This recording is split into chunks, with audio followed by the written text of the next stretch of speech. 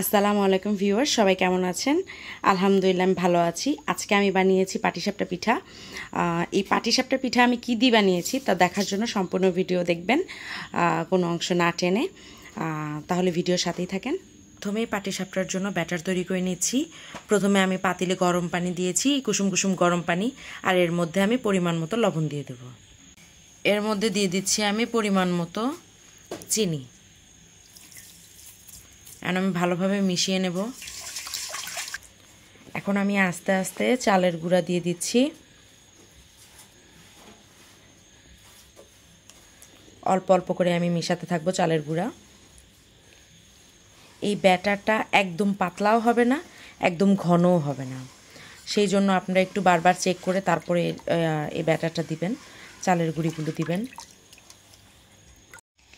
দেখতেই পাচ্ছেন আমি খুব সুন্দর করে গুলিয়ে নিয়েছি।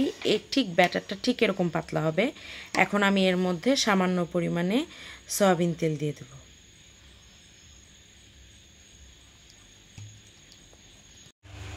এখন আমি পাটিসাপটার খিসা তৈরি করে নেব। আমি এই দুধের মধ্যে 4 চামচ আমি চিনি দিয়েছি, আর 3 চামচ আমি কনডেন্স মিল্ক মিশিয়েছি। এখন আমি পুরাটা জাল দিয়ে নেব। আমার দুধের বলক চলে এসেছে, দেখতে পাচ্ছেন। এর মধ্যে আমি চিনি দিয়ে দেব, কারণ আমার চিনিটা একটু কম হয়ে গেছে। আসলে এটার খিসার মধ্যে চিনিটা একটু বেশি হলে ভালো লাগে খেতে, যেহেতু এটার যে আমি পাটিসাপটার যে ব্যাটারটা তৈরি করেছি তার মধ্যে চিনির পরিমাণ আমি কম দিয়েছি, এজন্য এটার মধ্যে আমি একটু বেশি চিনি দিয়ে দিচ্ছি। আমি খিসাটাকে গাঢ় করার জন্য যে ব্যাটারটা গুলিয়ে রেখেছিলাম তার মধ্যে থেকে আমি 1 চামচ এখানে দিয়ে দিয়েছি। দেখতেই পাচ্ছেন আমার দুধটা ঘন হয়ে গেছে।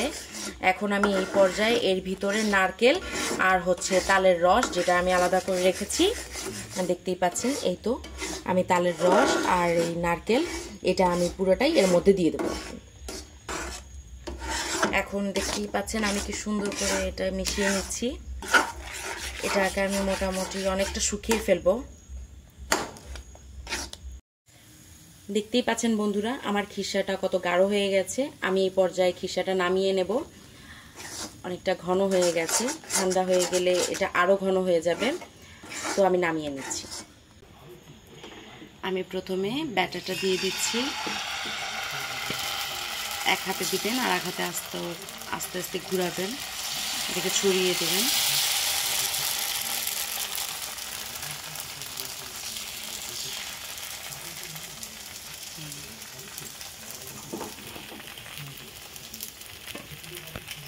দেখতেই পাচ্ছেন। এখন আমি এর মধ্যে খিসা দিয়ে দিচ্ছি। খিসাটাকে একটু ছড়িয়ে নেব চামচের মাধ্যমে।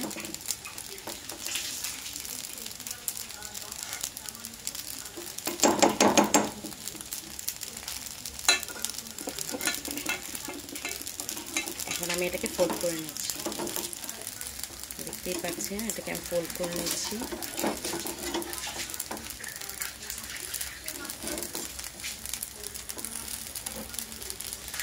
এটাকে খুবই আস্তে আস্তে ফোল্ড করে নেবেন। দেখছেন কি সুন্দরভাবে ছেড়ে আসতেছে।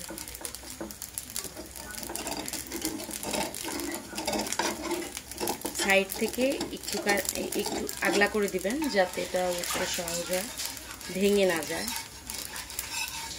দেখছেন সুন্দর হয়েছে। এভাবে আমি সবগুলো পিঠে ভেজে নেব। এবার আমি আর একটা ব্যাটার দিয়ে দিচ্ছি।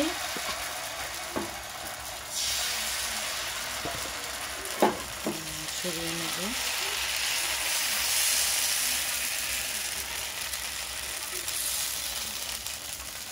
আমার কাছে তালের পাটিসাপটা অসাধারণ লাগে।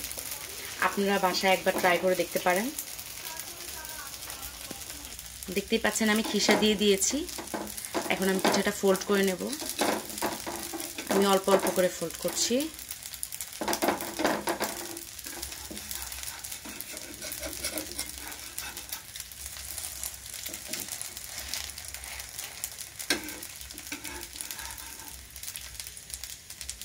দেখছেন কি সুন্দর ভাঁজ হয়ে গেল। দেখুন আমার পিঠা বানানো হয়ে গেছে, আমি এখন একটা ভেঙে দেখাবো।